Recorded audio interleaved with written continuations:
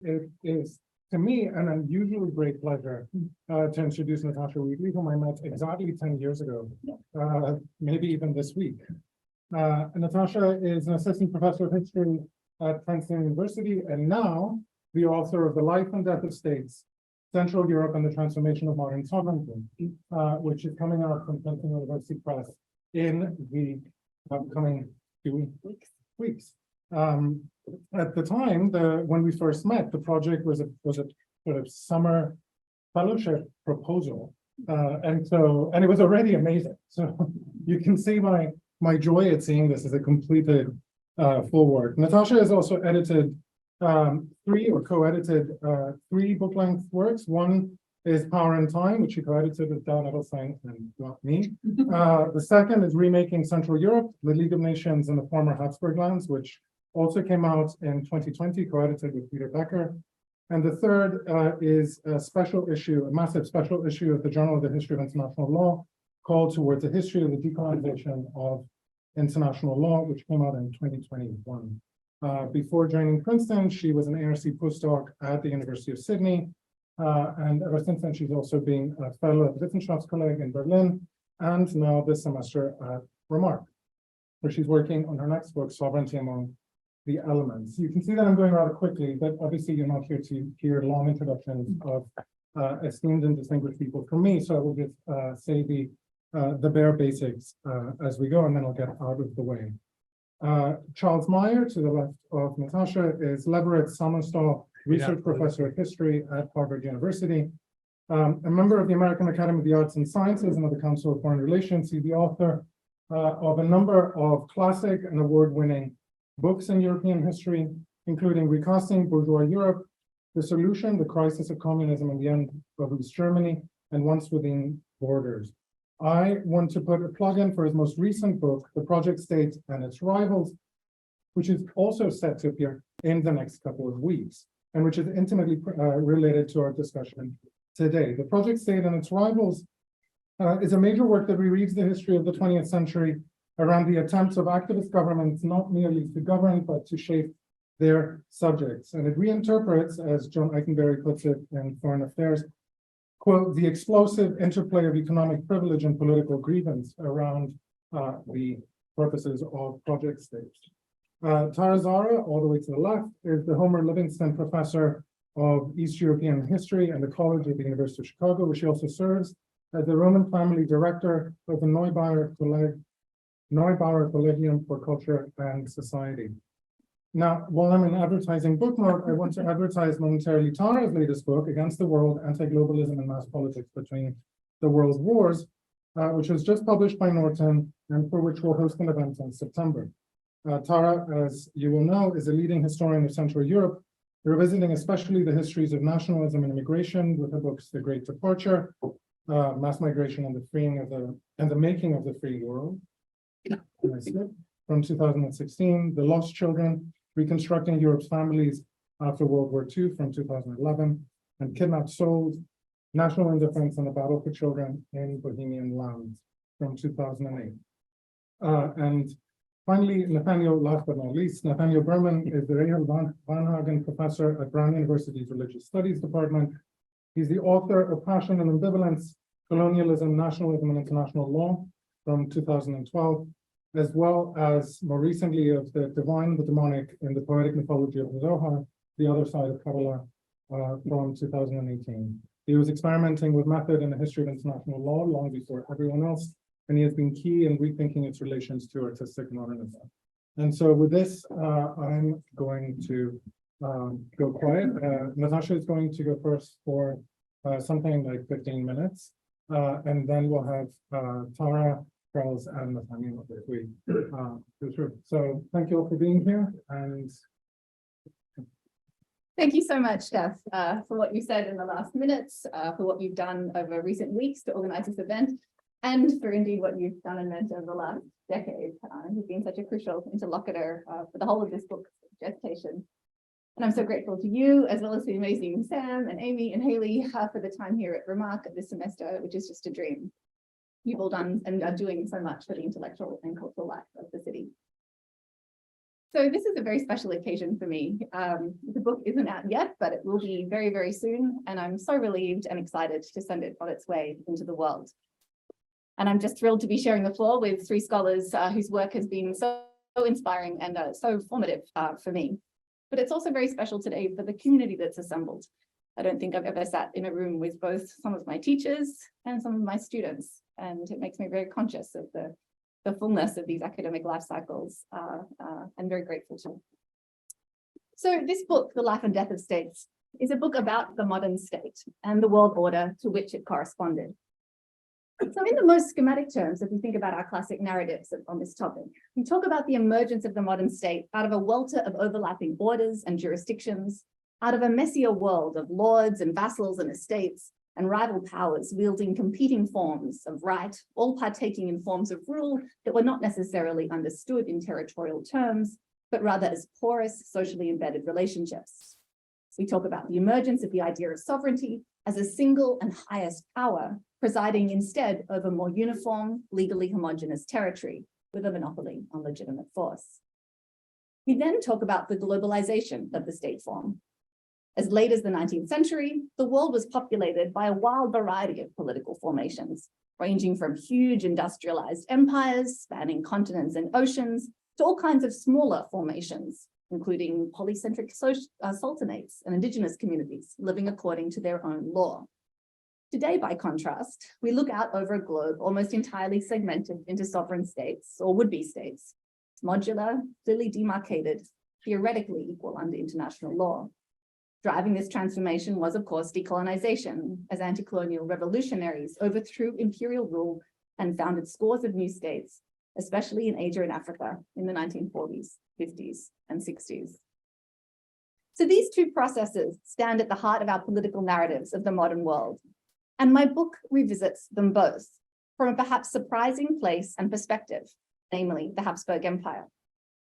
The Habsburg Empire dominated the map of Europe for hundreds of years until it collapsed in 1918 at the end of World War I, just over 100 years ago. It stretched from today's northern Italy all the way to western Ukraine, and from southern Poland all the way to Croatia via the Czech lands, Transylvania, Hungary, Slovakia, and Slovenia. It was home to intermingled populations speaking some 12 different languages and professing many religions.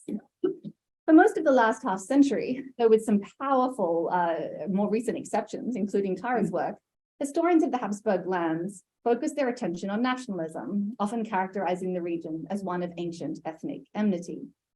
My book returns to the Habsburg lands with a series of more outward-facing questions about the history of empire, state, and sovereignty, seeking out its place in this larger story of the transformation of the world of empires into a world of states. I tell a new story about the empire as a crucible for our contemporary world order. You wouldn't know it, but to a startling degree, the ideas and discourses that shape discourses about sovereignty to this day were born in the Habsburg lands in the decades before and after the empire's collapse. A state, according to international law's standard codification, comprises four things: an effective government, a clearly defined territory, a stable population, and the capacity to enter into relations with other states. The original architect of this then tripart test was Georg Jelinek, born 1851, son of Vienna's most famous rabbi. His student, Hans Kelsen, born 1881, another product of the Habsburg experience, became one of the most important legal philosophers of the 20th century. As I show, he developed his legendary pure theory of law in direct response to the empire's sovereign predicament. The book interweaves the story of these ideas with the political developments that drove and challenged them, the empire's restless constitutional experimentation across its last 7 decades, and then its dramatic dissolution into a series of successor states at the heart of the post-war settlement and the New World Order of 1919. We come away, I hope, with a different perspective on these major narratives of the modern state, as well as new ways of understanding the history of modern legal thought and Central Europe's place in the world. So in the 19th century, the empire occupied an ambivalent position on the world stage. On the one hand, it was clearly a European great power, integral to the continental balance of power and the so-called family of nations, not one on its ambiguous margins, like, say, the Ottoman Empire, let alone the extra-European world deemed non-sovereign or semi-sovereign by land-grabbing European imperialists. At the same time, it looked very different to France, say, or Britain. As a plucky young adjunct professor angling for a permanent job, Georg Jelinek diagnosed the problem in the early 1880s. All the classical theories of sovereignty devised by thinkers like Hobbes or Baudin or Rousseau placed the singularity of sovereignty, the notion of a single, supreme, undivided power, at the core of their definitions. But these theories could not make sense of sovereignty in Central Europe, he argued. They just didn't work there. Whether one looked to Imperial Germany or to Switzerland or to his home state of Austria-Hungary, German-speaking Europe had taken a different path.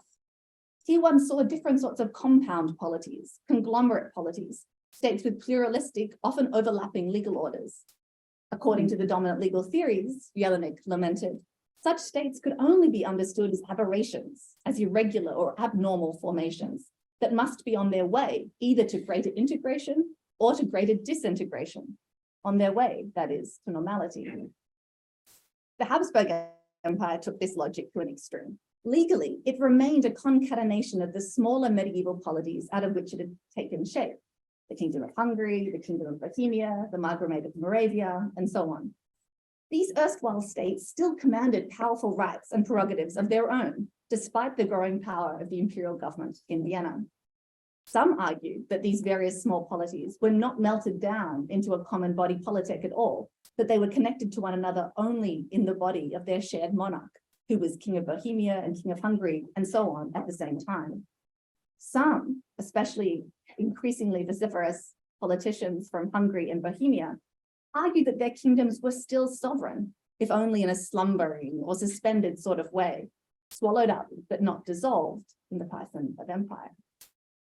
It was this sort of structure that, by the late 19th century, led other European observers to declare the Habsburg Empire an anachronism, an outdated relic at odds with the modern, depersonalized, disenchanted, rationalized bureaucratic state.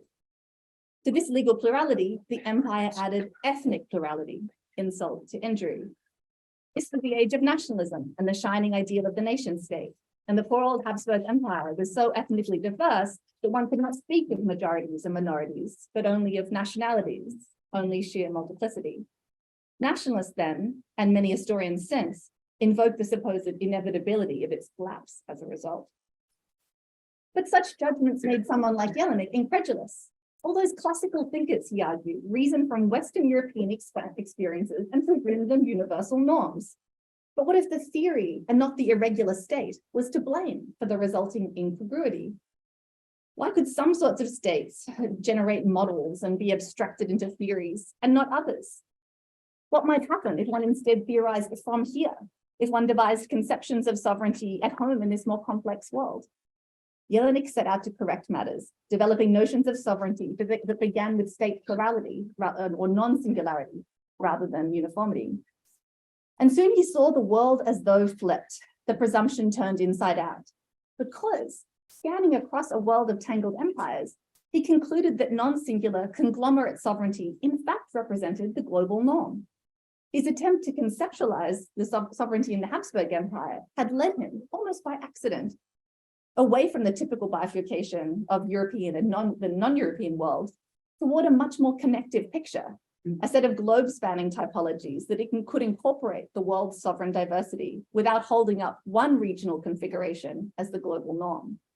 In a sense, he provincialized Europe.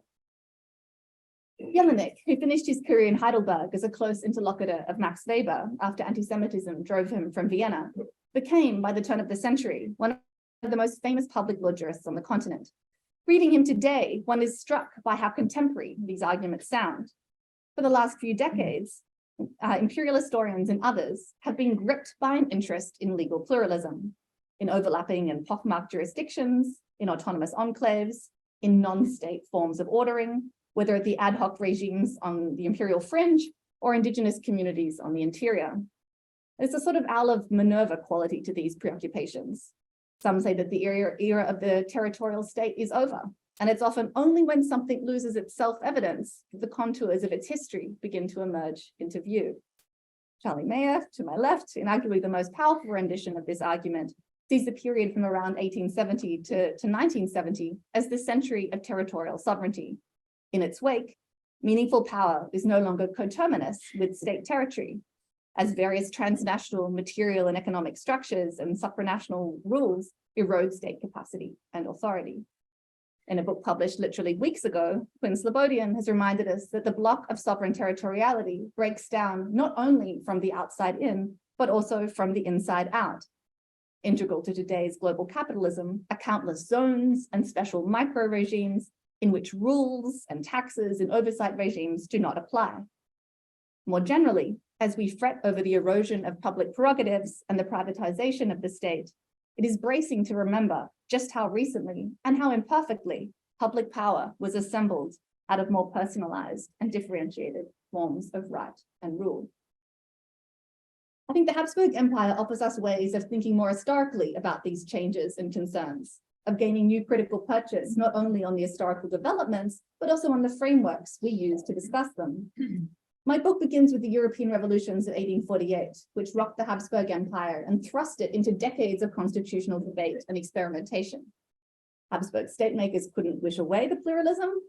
Regional interests and agendas were too entrenched or only growing louder in an age of rising enfranchisement and mass politics, but they could reimagine it. Again and again, they reshuffled the constitutional shape of the empire, looking for ways of translating pre-modern forms of pluralism into modern categories, into forms updated to the new material demands on state capacity and the new ideological demands of liberals and nationalists. The empire became a hothouse of legal innovation in both academic theory and constitutional practice, precisely because existing theories and models offered so little help in these endeavors. To confront questions of state and sovereignty in this intricately layered, prodigiously diverse empire was to confront the radical limit of legal concepts and to be propelled towards new ones. It might be ironic that an empire saturated with historical rights and traditional law birthed the most strident apostles of legal modernism, but it is not inexplicable. On the contrary, this book shows how orders of thought evolved in dynamic tension with orders of rule, and why innovation and anachronism prove such intimate associates rather than each other's opposites. In this way, we can situate law and legal thought in the fabled cultural and intellectual ferment of the late Habsburg Empire, the Vienna of Freud and Klimt and Schiele and Schoenberg and Musil, of Hitler and of Herzl, so often figured as the birth of the modern world. And indeed, Kelsen and Freud were interlocutors, and the book also traces the influence of totem and taboo on Kelsen's thought.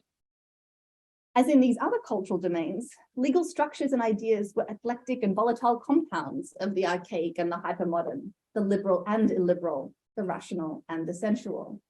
Nothing about the empire's legal nature was self-evident, which conversely made so much possible or thinkable. One experimented with sovereignties stacked vertically and with dual sovereignty joined horizontally, as we see most dramatically in the Compromise of 1867, which created the hyphenated Austro-Hungarian Empire, a polity composed of two equal sovereignties. One experiments with rights guarantees and voting curias for ethnic groups and with non-territorial jurisdictions. Small wonder that this gallery of experiments echoed and traveled, especially for those dissatisfied with the unitary state and restlessly searching for wider horizons of sovereign possibility. Austro-Marxist proposals for the legal personality of national communities had afterlives in the Soviet Union, as well as the League of Nations Interwar Minorities regime, and later the political theory of multiculturalism. Habsburg layered sovereignty and dual-track administration shaped the thought of Austrian economists like Ludwig von Mises and Friedrich Hayek, who transposed that schema upward when they conceived of international economic governance as a stratum lying atop and bracketed from state sovereignty. The model of the 1867 Compromise, in which two states might be fully sovereign and independent and yet still conjoined, was discussed by Ottoman intellectuals as a model for Egypt, by Irish nationalists as a template for their autonomy, and on the subcontinent as partition loomed, and some civil servants looked for ways of keeping India and Pakistan looped together. And the Habsburg Empire itself is now routinely invoked as a precedent, model, or warning for the European Union. The second half of the book then turns to what happened when the empire collapsed, exhausted after 4 years of total war. I recover the place of the Habsburg Empire in that other foundational process underpinning the emergence of a world of states, the demise of formal empire and the rise of nation states in its wake. If we rightly associate this story with the decolonization of Asia and Africa in the decades following World War II, I show how certain parts of the story crystallized at the end of the previous World War with the dissolution of Habsburg rule in Central Europe. Under the watchful eye of the international community, assembled first at the Paris Peace Conference and then as the League of Nations, a string of newborn sovereign powers appeared in the empire's place, including Czechoslovakia, Hungary, Austria, and Yugoslavia. Important substantive differences distinguish this chapter of imperial dissolution from the one that followed the next World War, not least around race and economy. But the end of the Habsburg Empire raised legal questions about the nature of post-imperial sovereignty that would remain persistent features of the subsequent global history of decolonization. Here too, the Habsburg monarchy occupied a distinct place in the cohort of empires, Ottoman, Russian, and German, that collapsed at the war's end, as the whole of its former territory was converted into independent post-imperial states. Legal conundrums surrounding the messy end of empire and the creation of new states, especially discontinuous sovereignty and the succession of rights, obligations, and territories, were thrown onto the main stage of 20th century international order in one of its most formative moments, largely by the implosion of Habsburg rule. The legal stories and theories developed to make sense of that transition would echo in subsequent decades through South Asia, Africa, and beyond. We can see this especially in ideas of historical right and the resurrection of statehood. Decades of imperial constitutional debate had left Hungarian and Czech politicians skilled in the argument that the sovereignty of their mini-kingdoms had survived imperial incorporation. They now scaled up these arguments, directing them to the international community instead. Faced with the confronting rupture to legal order, they argued that theirs were not new states. They were not new states, supplicants in search of recognition, but in fact resurrections of their pre-imperial selves. At the peace conference, they maintained that Czechoslovakia inherited the legal personality of the Kingdom of Bohemia, and Hungary that of the Kingdom of Hungary, with all that implied for territorial boundaries. Only the new rump Austrian state, represented by the Austro-Marxists, Renner and Bauer, argued that it had no history at all, that it was a virgin new state as they sought to avoid inheriting the legal personality of the old empire. In the decades of decolonization that followed World War II, these same sorts of legal stories about sovereignty suspended and resurrected, about the particular properties of sovereignty in time, morphed into scripts for international legal politics around the globe. Jurists from India, Indonesia, Algeria, and elsewhere rejected the idea that their states were new, with all its connotations of contingency and conditionality. New states, it seemed, would have no choice as to the law that would apply to them, no power to reject the webs of neo-imperial obligations that already qualified their hard-fought sovereignty. Trying to avoid that fate, they too argued that their polities reverted to a sovereignty they had held prior to imperial conquest, that their statehood had been interrupted, not extinguished, by centuries of colonial rule, and that they were original members of the international community, not newcomers coming cap in hand. The last section of the book shows how these questions then came full circle at the end of the Cold War.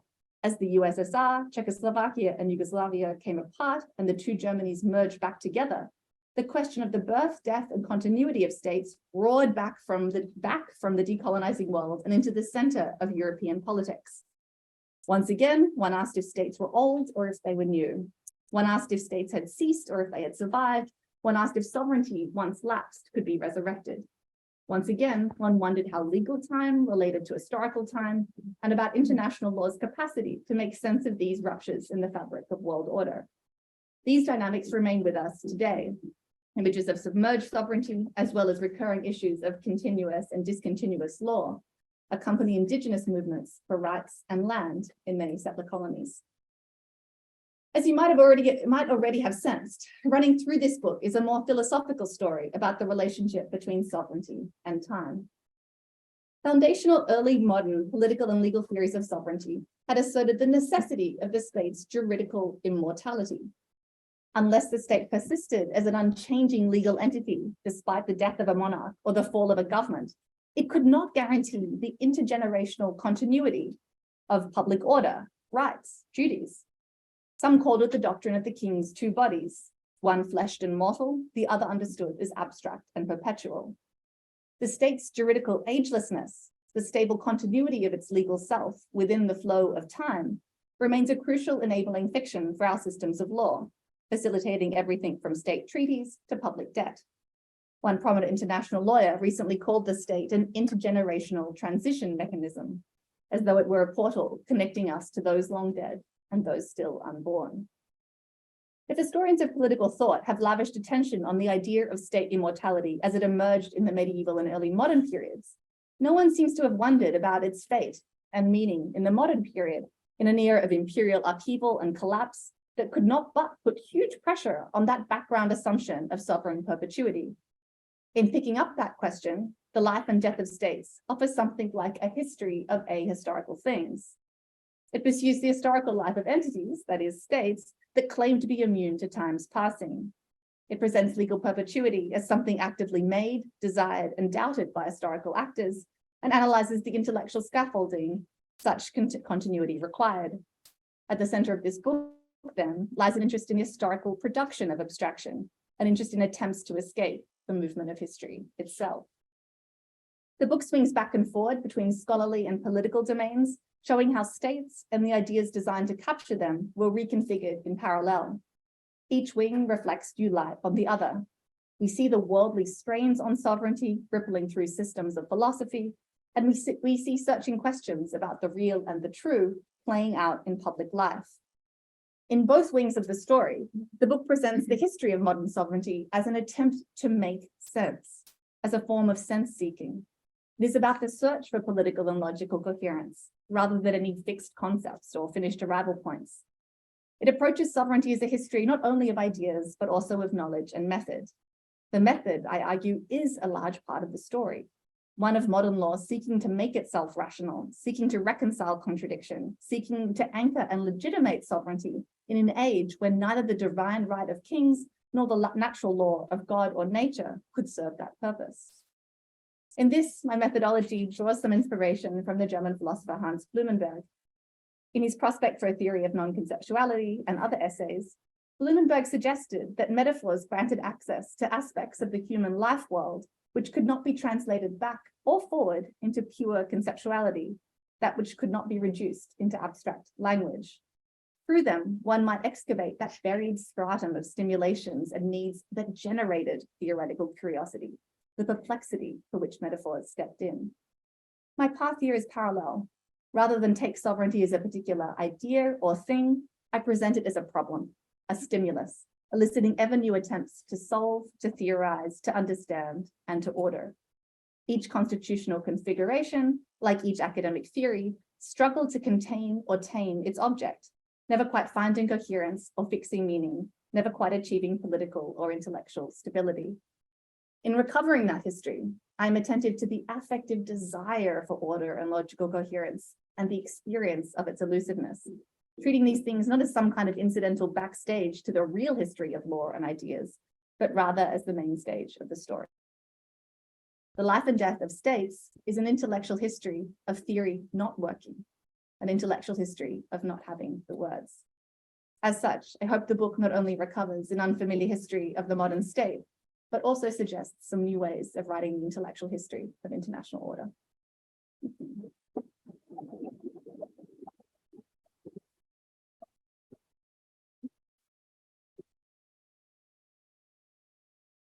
Me. Okay.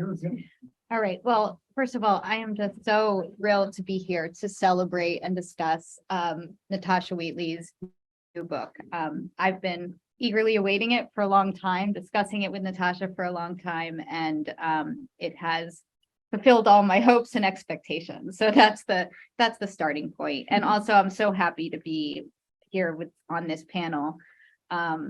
Since I am not, or I don't see myself primarily as a legal or intellectual historian, I have assumed that my job on this panel is to talk about why Natasha's book is so hugely important for the field of Habsburg history. And I do think it's one of the most important books to come out in the field more broadly in, a decade or two. I want to start with one of my favorite quotations from the book. It's also in one of Natasha's articles, and it's just one of many really elegant turns of phrase in a book that is beautifully written throughout.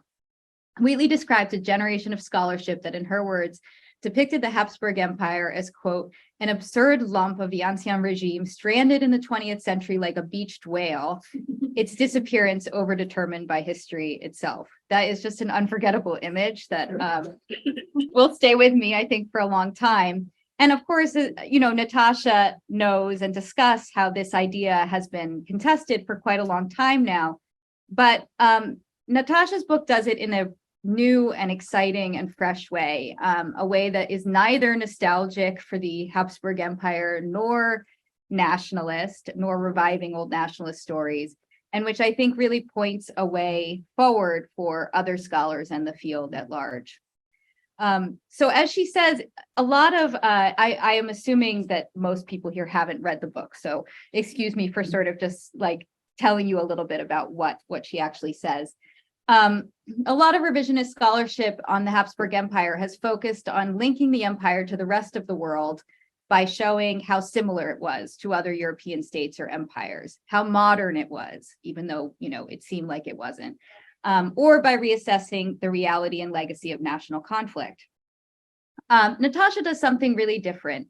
Instead of focusing on the empire's similarities to other states, trying to prove that it is not a beached whale, she focuses on the particularities of Habsburg legal debates about sovereignty and suggests that it was in their very particularity that they shaped the modern world. So she really shows how this dead empire had many afterlives, not only in the states that were made out of it, but in the way that states were made or are made today. The idea of a distinction between sovereignty in principle and in practice, or between law and fact, she argues, was the centerpiece of a revolution in legal philosophy that can be traced back to the Habsburg Empire via Georg Jelinek and Hans Kelsen. Kelsen's pure theory of law famously insisted that law should be understood as an abstract norm, a set of norms and principles independent from the reality of law as it was being practiced. She then shows how the cacophonous battle for sovereignty and statehood at the end of the Habsburg Empire precipitated another major leap in Kelsen's thinking and in the development of international law more broadly. He realized that there was no way from inside the legal framework of states to mediate between competing claims for sovereignty and statehood among states.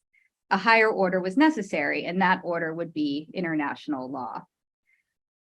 So one of Wheatley's most exciting and original contributions is how she starts in 1848, but in the second half of the book, she really globalizes the history of the Habsburg Empire, connecting the ideas of these theorists not only to how the empire itself was dissolved, to the regime of minority rights created by the League of Nations, but far beyond, including and especially the wave of decolonization that followed the Second World War and the breakup of the Soviet Union. She doesn't argue that we should imagine the end of the Habsburg Empire as the first decolonization, but rather shows that the empire raised legal questions about the nature, this is a quote, of post-imperial sovereignty that would remain persistent features of the subsequent global history of decolonization. And in particular, this idea of slumbering sovereignty was critical for post-colonial states, which insisted that they were not new states, with the juvenile status that this implied, but old states that had finally been resurrected and which were entitled to international legal standing as such. And that was precisely, of course, the claim made by Czech, Hungarian, and Polish leaders in 1919. So I just have highlighted a few of Natasha's incredibly important contributions to the field. And I don't want to talk too long because this is a fabulous audience full of people with questions, but I will end with a few. I was really intrigued by the argument you make in one chapter about how the idea, it almost slips by quickly, the idea of slumbering statehood was adapted for mass politics so that slumbering states became slumbering nations. So these were also nations in principle, if not in fact, that needed the kiss of the national enlighteners to awaken them. And I guess I was curious, I feel like you got into it, but I still wasn't quite sure how the theorists at the time understood that potential conflict between the slumbering states, between historical rights and national rights, between slumbering states and slumbering nations, or did they see it as a conflict? And relatedly, this kind of goes to the comparison between the end of the Habsburg Empire and the end of other empires. I wondered how hierarchical their vision was in the end, i.e., were all slumbering states equal with equal claims to rebirth? Aside from international law, did civilizational or racial arguments come into these discussions? And more importantly, what principles were to guide international law itself? So you sort of distinguish the first decolonization from the second by the centrality of race to the second. But it seems to me that in many ways, the first post-imperial transition was also intensely racialized. Like if you look at the discussions in Paris, that everybody is invoking their kind of civilizational or racial status as well in their claims for statehood. And like, how does that fit into this story? I guess relatedly, this is maybe a bigger question and too broad to even answer, but I'm wondering if you think your story displaces the importance of nationalism in understanding post-imperial transitions, or explains it or reinforces it. Because I think before reading your book, when I would think about the comparison between these two moments, 1918 and the post-World War II wave of decolonization, what rather uncomfortably linked them is the centrality of nationalism. And you sort of are telling a different story, but it's related. So I guess I'd be just interested in hearing you say more about that. One of the things I love about the book is that you give very full portraits of the legal theorists themselves, some of whose ideas I'd read, but I knew very little about their biographies. And it is striking that most seem to be German speaking, and many seem to be Jewish. So I was curious if you would want to say any more about how those positionalities did or didn't shape their ideas about sovereignty and statehood. And finally, I'll just throw this out there because, if I don't ask it, somebody else will at another talk. I'm curious, you've probably been asked already, how does this book shed light on the current situation in Ukraine and kind of how it might all end? I'll stop there. Thank you, though. Thank you for this book. It's an honor to be here to discuss it. And I think we will be discussing it for many, many years to come in the field. And I look forward to being part of that conversation.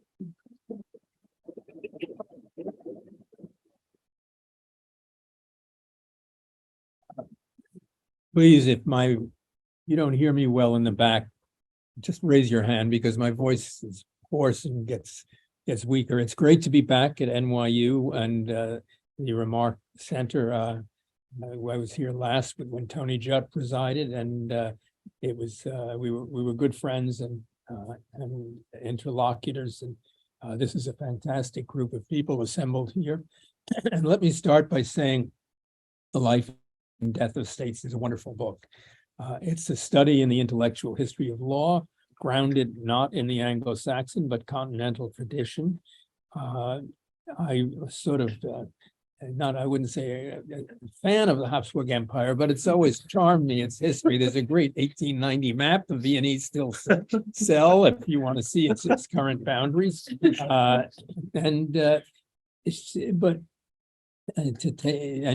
Natasha knows it well, and of course Tara does too. But having said all that, I'm going to raise questions.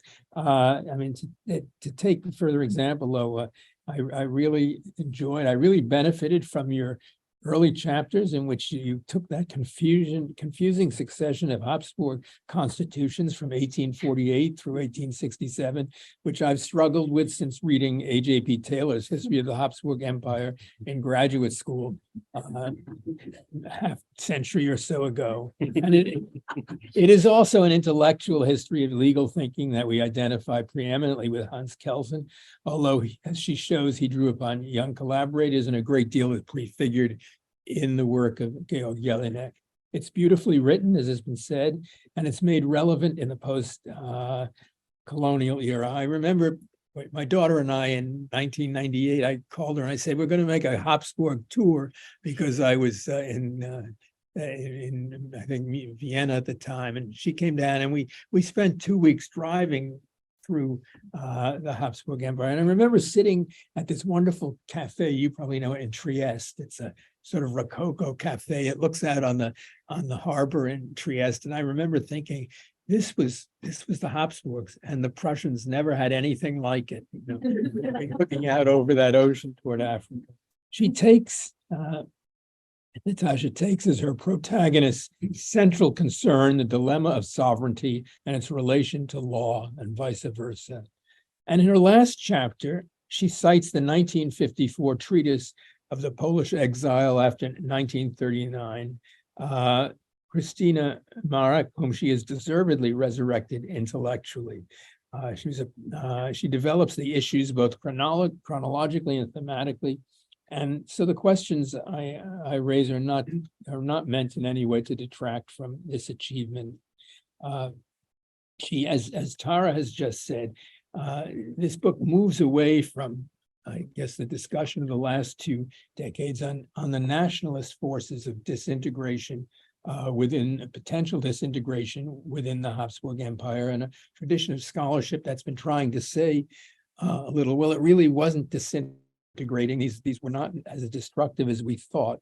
I would have liked to seen a little bit more on the political history of the empire after the Ausgleich, or the settlement, or the compromise of 1867, which formalized the construction of dualism.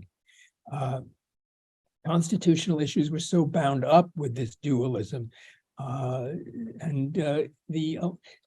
Your approach is to, if you take Quentin Skinner, for instance, as another model of doing intellectual history of politics, Skinner, follows politics very closely and grounds a lot of his theory in political controversies of the time, and you follow a different tradition. Which is fine. I just think the Habsburg governance was sort of alternated between German liberals in Vienna, but they were nasty pan-Germans as well, and conservatives like Oppany, whom you cite a lot, in Budapest, so that a liberal government would be followed by a conservative one, the so-called Iron Ring. These issues are so counterpointed with the legal theory. I would have, a little bit more of that texture I would have appreciated. The Habsburg Empire was not a beached whale, but it was certainly a whale swimming in very shallow waters. I think that's important. The claimants for Bohemian Moravian statehood, and they are in the Austrian half of the empire, and language equality. These people were, fighting over languages in schools and elsewhere for 30 years. Famously throwing inkwells at each other in the Reichsrat, the Austrian parliament, and so the lands represented in the western half, Cisleitania, as it was called, the Light was a small river, a boundary river. They were, the really bedeviling problem there was the Bohemians and the would-be Czechs, and to a lesser degree the Italians, whereas the Hungarians dealt with Romanians, Ruthenians, or Ukrainians, and South Slav. The cynical version of this is many, you well know, is one said, "You rule your barbarians, and we'll rule ours." So, to my mind, empire is a management of difference, but I think we always have to remember the hierarchies that are encoded in this management.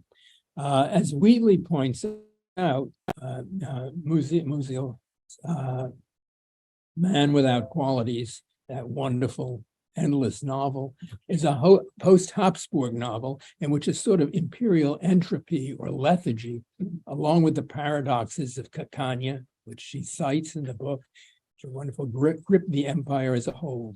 The other great Austrian novel about Austria is Joseph Roth's Radetzky March, where is a very German perspective, and it ends with the Hungarians.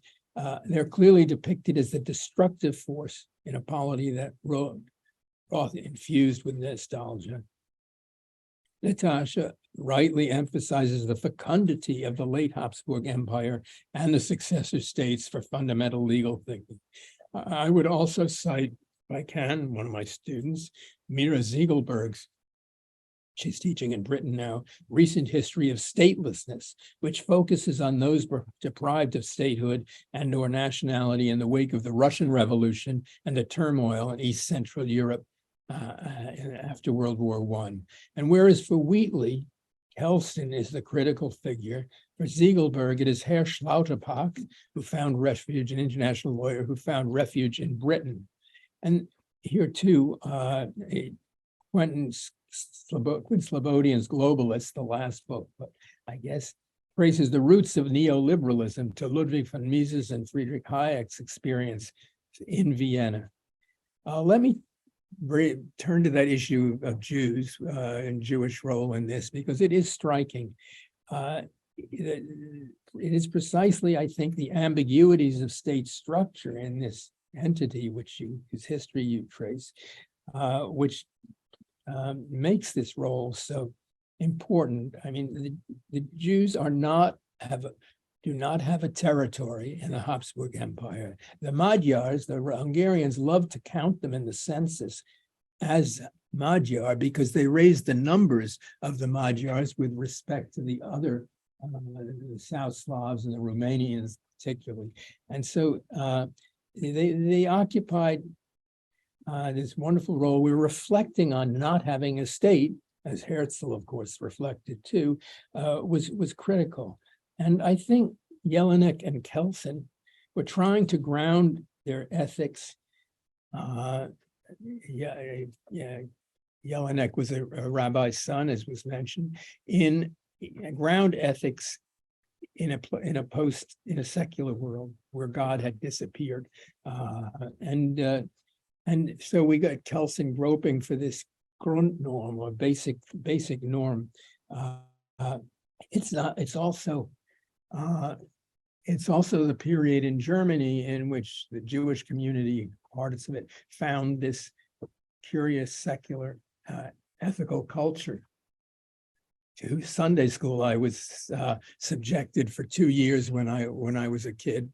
I think that aspect of it, which, as you say, Carl Schmitt picked up on, is important.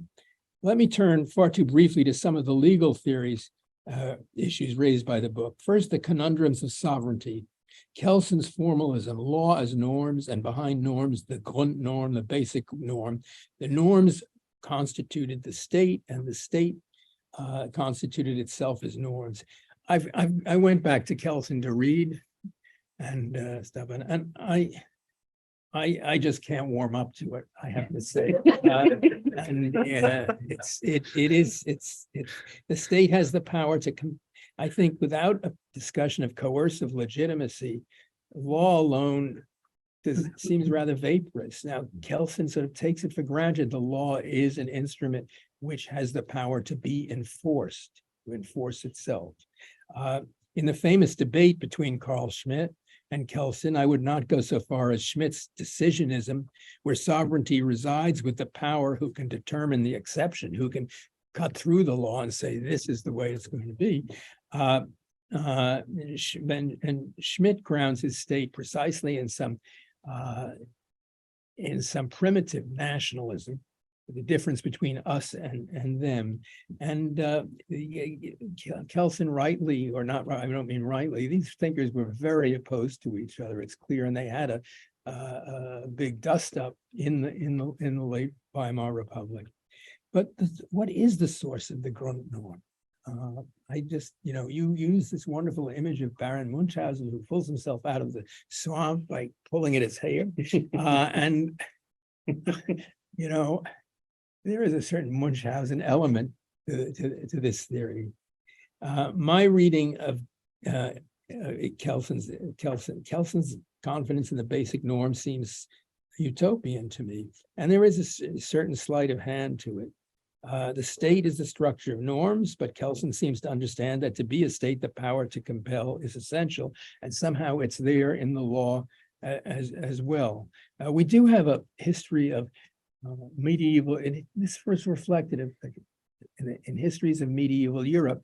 If you take Marc Bloch, a great feudal society, his medieval society is built on reciprocity and compacts between rulers and subjects and peoples.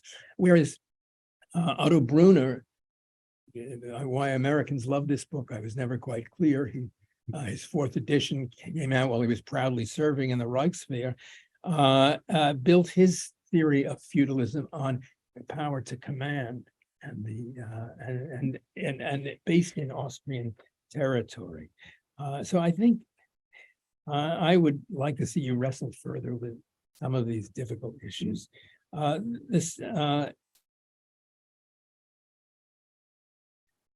Second, I'd like to see this issue has been raised, wrestle further with the notion that post-colonial states are usefully conceived of as formally eclipsed states. It's not Cinderella who is sleeping, a sleeping beauty. Yes, not all beauties, not all sleeping maidens are sleeping beauties, of course. It's not an unproblematic status. And but I think you're quite right to bring this up. I mean, they do raise many of the same issues. But we also have in Europe, certainly the ambiguity of the conquered state. What is the legitimacy of Vichy France? That's still debated. De Gaulle and the resistance never accepted it. The US kept an ambassador until Germany occupied southern France in late 1942. And further back, the Confederate States of America seem to suggest that ultimately the verdict of war decides this issue. In other words, the international order in this respect would be Schmittian. And indeed, there were many Germans after 1945 who argued, hey, that was the Third Reich, that wasn't us. The ambiguity between regime and state, I think, is important. And I would like to see you, perhaps in your next book, push further on this internationally. You say it's all grounded internationally, and I think that's up for contestation as much as the national order. Christina Marek kept in mind partitioned Poland, both the nation from 1792 to 1918 and from 1939 to 1945, as well as the Baltic states, as sleeping states.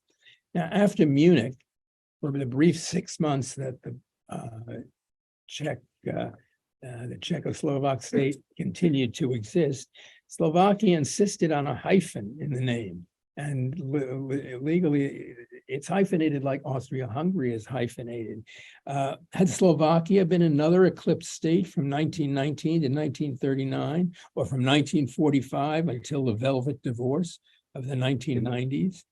I mean, I don't think it's in the cards, but if Scotland became independent, what will have been its status from 1603 to that date? We tend to accept that the force of arms may decide the issue.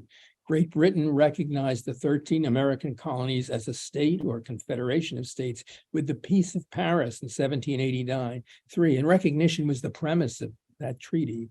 And if Great Britain had recognized counterfactually the Confederate States of America in 1862 or 1863, would they have been, would they deserve or have deserved, right, the status, which of course is tangled up with all that vocabulary. In any case, I would argue, I think Wheatley would too, probably, that I certainly argue that without norms, power alone cannot create a legitimate state. Now, in my book, I try and, one that's forthcoming, differentiate more between regimes and states. In a book of essays that you've edited with Stefan, you've written on the implications of the Australian Mabo case, in which the community, an Aboriginal community, as we call them, was given the right to it was recognized as having a right to their pre-existing lands. And it's somewhat, we'll see whether neoliberalism wipes away these rights it dissolves what the rights that Native people recover in market forces. So this has happened with American Native Americans after the Dawes Act of 1887. Natasha uses the case to illustrate the simultaneity of differing concepts of time, or what historians, I think, with a bit of jargon, have called temporalities. And as she shows in this essay that she did, this problem of overlapping notions of time permeates the claims of the Habsburg successors. Wheatley's problem, I'll conclude here, is that of the sense is that of the state vis-a-vis other potential states. And I reflected, maybe reflect back on my own work, whether that you cited or forthcoming. My preoccupation obviously has been with the claim of the state vis-a-vis its internal socioeconomic groupings. So we're both concerned with claims of states.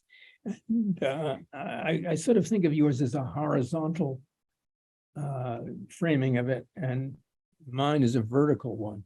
But let me just close by saying I'm terribly grateful for this very rich and stimulating book. Thank you.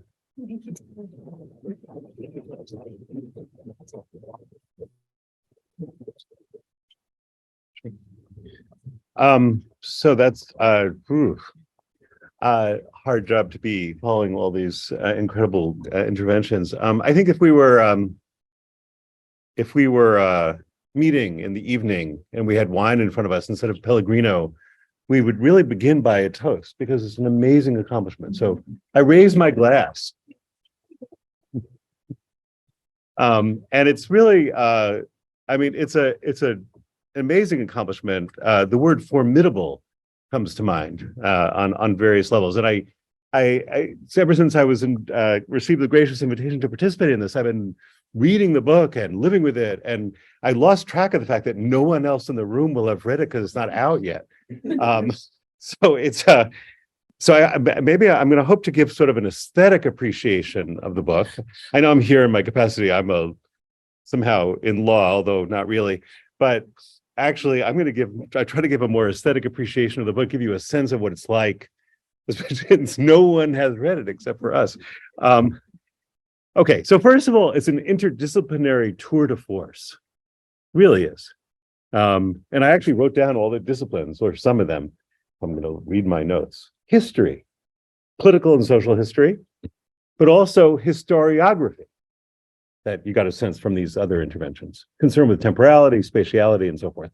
Legal theory, constitutional, international, domestic, and so forth. Psychoanalysis, both in terms of as an object of Natasha's descriptions and also as a practice that she engages in the book of some of her protagonists. Existential philosophy, concerning life and death of states, but also of individuals. And as people were talking, I was thinking that they're all kinds, I mean, this idea of sleeping states versus dead states, I mean, that's I teach a course now on death, and this relationship between sleep and death has occupied many different traditions, this tight relationship between sleep and death. And there's a whole other book. You're telling her to write a book, I'm going to tell you to write a book. In your next book, you should write about, sleeping states, dead states. How could you tell the difference? Resurrection, you mentioned resurrection. We could talk about reincarnation, something I'm interested in. Sociology, both of society as a whole, in particular ethnic groups. Family narratives, you mentioned family narratives, even gossip. But my favorite thing about the book, and it won't be everyone's favorite, but it's my favorite, is the attention to literary genres. And both in terms of her reflecting on literary genres, for example, fiction versus realism, and also in her own writing.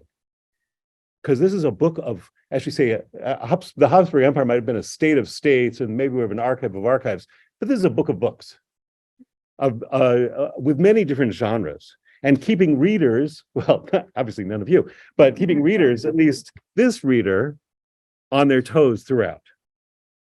Right? What kind of book is one reading? What is the genre? What's the tone? What's the rhetorical stance? And I want to stress this is not a critique. This is the very opposite. It's an appreciation of its aesthetic richness. And I think, although I don't know Natasha very well, we know each other a bit, but I think her writing is my sense is a highly self-aware deployment of different genres, and really is a deliberate exercise in a number of different kinds of ironic writing. And the genres have a relationship, an ironic relationship to each other, at least in my reading. And I think of Natasha as an ironist of the highest order, which coming from me is the complement of the highest order. Now to anticipate my conclusion, among the many genres in which this book is written, what stands out to me is a genre called the mock heroic, a genre that is probably most famously pioneered, although probably invented by Cervantes in Don Quixote, and made famous, I think, for English-speaking readers, often by writers like Henry Fielding in Jonathan Wild. And this comes through, and this is what I want. Now that none of you have read it, I can give you a recommendation of how to read this book. Every chapter has a little whimsical description at the beginning of the chapter. That's very much like what you get at the beginning of each chapter of Don Quixote or of Jonathan Wild, Fielding's Jonathan Wild. And I thought, oh my God, look at these. And so that's what I read first. I read them all straight through, and then I read the book. So I read them through the frame of these whimsical, ironic descriptions. So here's an example. I'm going to read you one whole one. This is chapter 4 about our favorite guys, Jellinek, or as I prefer to call him, Jellinek, and Kelson. This is called Jellinek and Kelson Reinvent Legal Philosophy. Sounds really serious and theoretical and abstract. You think, oh my God, do I really have to? But then read her description. Now you'll want to read it. Georg Jellinek arrives in Heidelberg and departs from the material world. The state is like a symphony. What sort of thing is law? The riddle of knowledge is the riddle of existence. Hans Kelson's many patricides. Purity hurts. Kelson discovers the state does not exist. Freud and Kelson think totems hold the key. No geometry of the irrational. That's the description of chapter 4. Now, don't you want to read chapter 4? Don Quixote has a chapter title of Don Quixote. I'm not sure which chapter it is. This chapter, which treats of the heroic and prodigious battle Don Quixote had with certain skins of red wine, and brings the novel of the ill-advised curiosity to a close. Right? You want to read that chapter, yeah? Or Fielding, probably more famous, we're in our hero. Let's see. We're in our hero departs on the road to greatness, or Fielding, let's see, I wrote some of them down. Yeah, we're in our hero proceeds on the road to greatness, or more greatness and wild, a low scene between Mrs. Heartfree and her children, and a scheme of our hero worthy of the highest admiration and even astonishment. Is that Fielding or is that Wheatley? You be the judge. Okay. Now, sometimes Natasha's irony is gentle, friendly. Actually, she's a gentle, friendly person. Sometimes it's more cunning and more destabilizing. And I'll give you a gentle example. At some point, she says, and I didn't write down the page numbers, but what does it matter? None of you read it. What did it mean if law said one thing, but a world of material facts said something else? Had the kingdom of Bohemia become a mere fantasy, as one parliamentary delegate contended? Either way, how could one tell? Did law have its own reality or truth, distinct from other sorts? How should these different genres of the real be stacked against one another? Okay, good. Right? Now, she, in a very concrete way, there's this guy named Friedrich Tesner, who I never myself personally heard of before, but turns out to be something like a covert hero of the book, I think. And in a way, like weirdly enough, her, sort of alter ego in the book. So she says of Friedrich Tesner, he worked in law, but thought like a historian. Now, what do you say of someone like Natasha, who works in 1,000 disciplines and thinks in each one of them? Right? Now, how do you write a single coherent book out of all these different perspectives? It's a compositional challenge that she accomplishes really amazingly. Now, the simplest, most commonsensical way, non-fancy theory way, it's a relationship, and this, everybody said this, between, on the one hand, the messy reality of the late Habsburg lands, ethnically, historically, legally, and every other way, and on the other hand, trying to construct the coherence of this polity, maybe as a unity, maybe as a duality, maybe as a whatever. Okay, but even here, there's a hidden destabilization, because in which direction does it work? Is it really the case the Habsburg lands were really messy, and then they constructed this law to make it coherent? Or maybe it's the other way, she suggests. Maybe the messy reality is produced by the quest for coherence. So although it sometimes seems that the quest for coherence is a quixotic, get it? Quixotic search in the face of the messiness of reality, other times it seems the opposite way. And this, I'm quoting from her. The project of writing down or writing up the empire into a single document left all the conceptual problems exposed to the cold light of day. Okay, that sounds like, okay, we get that. But now here's the destabilizing sentence. Or rather, it records for us the way modern law produced sovereign plurality as a problem. So now it's going in the other direction. And here we find ourselves confronted with statements about the efficacy of thought, and it's almost like a kind of mystical theurgy. And here she's quoting Friedrich Tesner, my new hero. This is a quote from this guy, one of her protagonists. With logical formalism, one does not found states. With logical formalism, one does not create institutions. One cannot think the constitutional monarchy through logically to the end without arriving at anarchy and the dissolution of the state. So just by thinking about it, the state collapses. You think the Habsburg Empire was collapsed because nationalism and whatever? No, it's because Friedrich Tesner and Kelsen and Jelinek sat around thinking, and then they looked at it like, oh my God, the empire collapsed. So then the question is how to relate the abstractions to reality. And then in the famous chapter 4 that you all now want to read on Jelinek and Kelsen, they have different responses. Now, both of them, now I'm going to be very serious. Both of them are deeply influenced by neo-Kantianism. Now, even just the word neo-Kantianism makes you want to like fall asleep or leave the room or like, oh my God, I just remembered I have a coffee appointment in Washington Square Park. Now, especially for Jelinek, a neo-Kantianism which stresses the autonomy of different disciplines, a kind of ideology for the modern, this is me speaking now, sort of, a kind of ideology of the modern university in which everybody has their discipline. You have to get a doctorate in a discipline and get all kinds of peer reviews in your discipline and be certified as a discipline. And then you get to the university and say, of course, here in the university, we value interdisciplinary study. So it's the idea of first you have to create this rigid separation, and then in a sort of a hip move, you sort of bring them together, which makes you wonder, well, why go through that in the first place? Now, so that was Jelinek, this idea of neo-Kantianism. There were different ways of understanding things, and they each had their own presuppositions. I can look at you as a human being, or as a collection of molecules, or as whatever, all different kinds of disciplines, and it's all very and so law was looking at reality through a particular disciplinary lens. But then Jelinek, describing Jelinek, she says, but did this view not render law fantasy science, a make-believe world existing only in the heads of jurists? So here's where neo-Kantian seriousness departs into some kind of psychoanalytic fantasy life. Now, Jelinek had a response ready at hand. Now she's quoting him. It is a world of abstractions, not fictions, he explained. Now that's the kind of distinction about which Freud would say, I see, okay. So Boyd's writing in his notebook, patient is in denial, right? Now, what about Kelsen? Jelinek's students, in some ways similar. And this is Natasha writing about Kelsen. All the more revealing then that Kelsen's way of taming the chaos, the only way he found of making the state coherent, was a highly philosophical theory of legal knowledge, many accused of being unforgivably removed from reality, and so forth. Okay, we got that.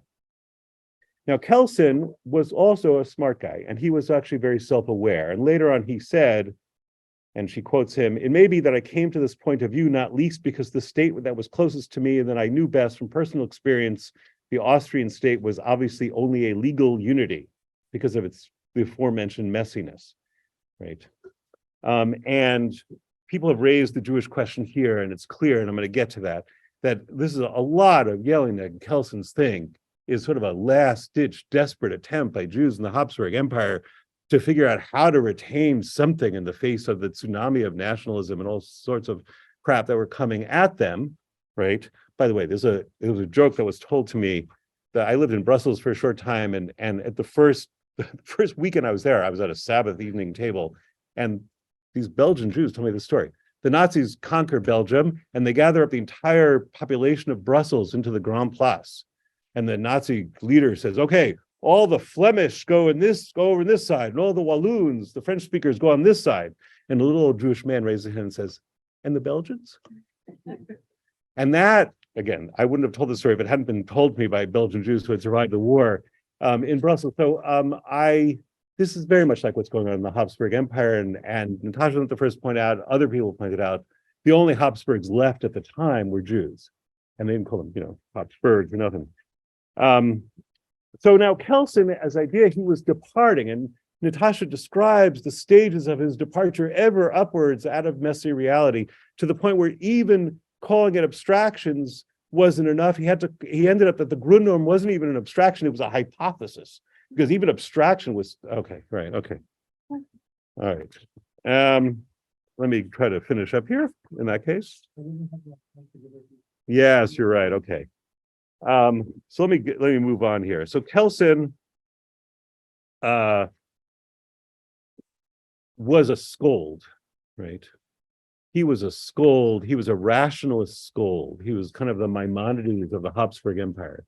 And everything was a fetish and a totem and an anthropomorphism, and everything had to be critiqued. But he was also very self-aware, and she quotes him here later on in life. He says, however unsatisfied I feel about a dualistic construction of the world picture, in my thought I can find no path that leads away from the intolerable dichotomy between self and world, soul and body, subject and object, and so forth, right? In other words, he was a tragic thinker, a rationalist thinker, and the kind of irony that Natasha deploys on people like Kelsen and Jelinek really brings out that dimension of them. So when you read this chapter, it's both the feeling of you're reading a virtuoso performance in the domain of legal theory, and that's what she does. It's a virtuoso performance in the domain of legal theory, but it's also told in the ironic mode of the mock heroic, and a certain kind of absurdity really comes through in her description. So I know we're pressed for time, so I'm just going to move to the end here.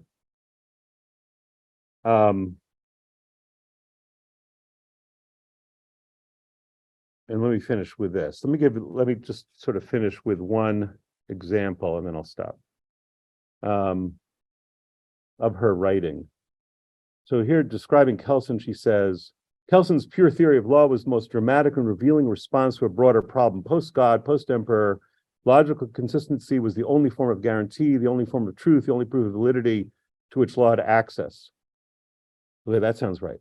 But then here comes the ironic punch. This is Natasha. The jurist, a mini god, conjured order out of a profoundly disordered world.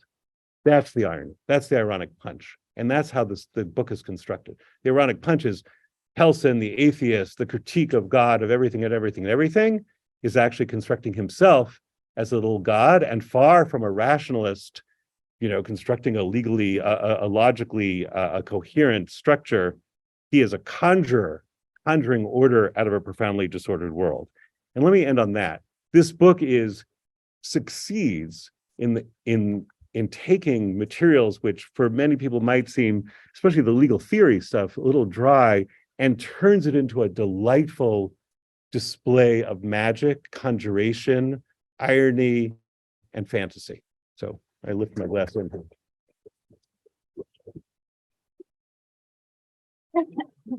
So I was worried already before we got started that we would probably end up at 1:45 without even you having had a minute to talk about things, precisely because of the richness of the book and the very different perspectives that you'll represent. So I'm going to propose the following.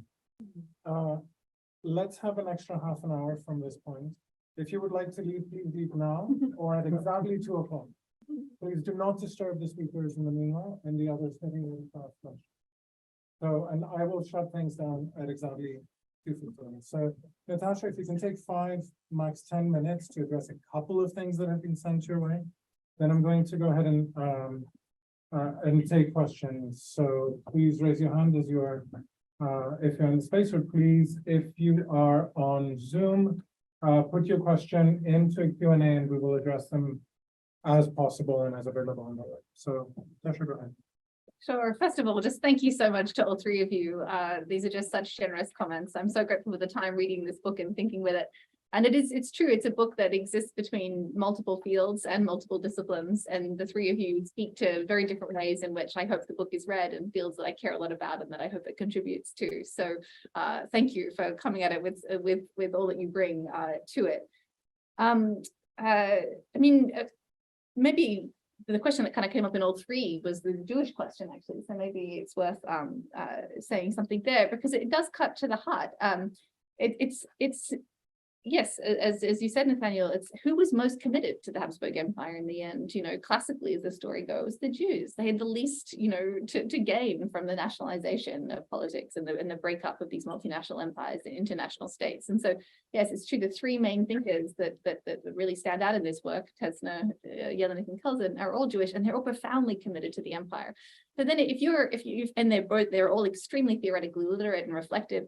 And if you are then trying to find a way to justify and legitimate this multinational polity, how are you going to do it? Right. So you can't have recourse to some natural law revolution like you had in France or America, where there was just some we the people moment that just overthrew all right and refounded some national contract kind of way. You also can't, what you do in the German lands, like the dominant historical school of law is doing there, is you refer to das Volk, the people, as this kind of organic, ethnic unit that is producing law in this naturalistic way.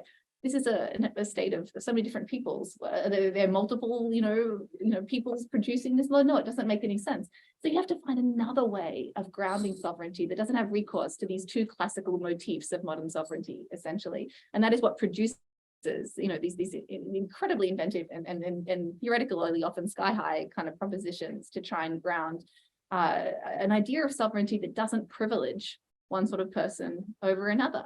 And yes, I mean, this is certainly not meant, this is supposed to kind of, reanimate, to show why someone like Kelsen came to these ideas rather than a kind of advocacy for them. Because I actually think a lot of the questions he's trying to address are ones that we still haven't come up with many good responses to. And so the ideas remain a freshness, retain a kind of vibrancy, even if the kind of intellectual ambition and the formalism of someone like Kelsen does remain kind of foreign to us today. And maybe just one last thing, about Tara's point about nations and nationalism and how these stories connected, and that's absolutely obviously key here. On the one side, it's certainly not meant to replace. This runs alongside such rich literature that's been written by so many others, and there are of course points one could have brought that in more, but I was trying to cover this century, and to some extent then I had to be focused on the story that hadn't been told yet, rather than the one that had. But often these claim makers that feature in the book are moving back and forward between these different registers of right and combining these historical arguments with national ones in really complex and interesting ways that I think also illuminate the tension in toggling between different ways of trying to legitimate the ultimate foundations of sovereignty. And so I hope helps us think about nationalism within a kind of larger set of questions about state and sovereignty rather than almost on its own terms, as it often is in some of those other books. So look, I'll think it there. I know this has already been kind of a long session, so I'm keen just to hear from others. And I'd like to thank all three of you again for these wonderful comments.